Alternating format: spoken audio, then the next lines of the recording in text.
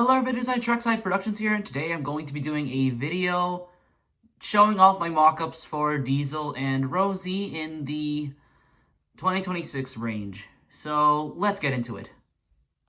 Now, while Diesel's model doesn't look the best here, originally I was going to use the All Agents Go Diesel body, but I decided to opt not to do it because, honestly, he had a little too much purple, and I couldn't just gray it out. So I just ended up using the Adventures Diesel body. And here's my first iteration of the Diesel. So yeah, he looked much more rough.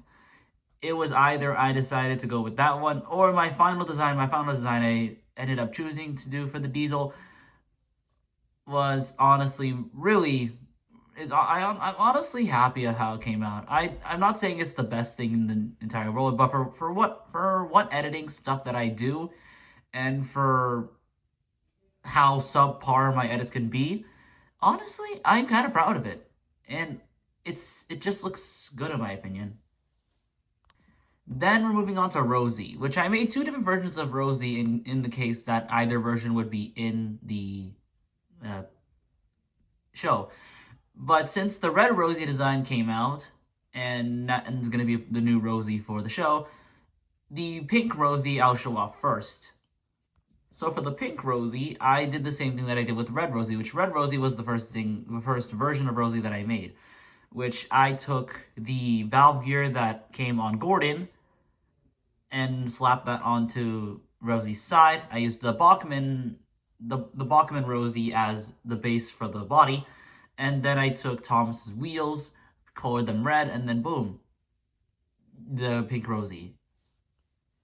Now as for red Rosie is basically the same process as pink Rosie. Valve gear from Gordon, red Thomas wheels, and Bachmann body. Smash that all together. We have the red Rosie. Red Rosie is obviously my favorite one because, well, it's the first iteration of Rosie that I made, as the pink Rosie was just based on the red Rosie, because red Rosie was my first candidate on what Mattel could use for Rosie's design in the new series. And that's my Diesel and Rosie. Honestly, I hope the toys are going to be decently similar, and I do hope that Mattel actually gives Diesel's toy moving side rods, because it honestly feels weird that Diesel has static side rods he had the entire time he's been released as a toy in the Motorized range. So I really do hope that the 2026 range actually does give him the moving side rods he deserves.